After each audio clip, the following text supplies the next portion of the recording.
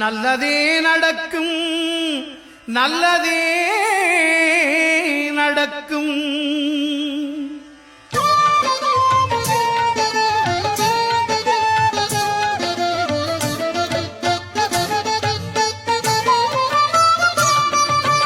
ஒன்பது கோளும் ஒன்றாய் காண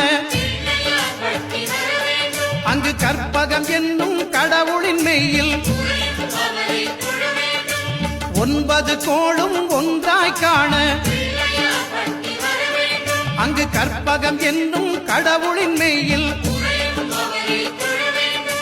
சூரியன் முதலாய் 9 கிரகமும் பலவித குணங்களை கொண்டிருக்கும். எங்கள் கற்பக தருவில் அவை வரும்போது ஒன்றாய் சேர்ந்து பலனளிக்கும்.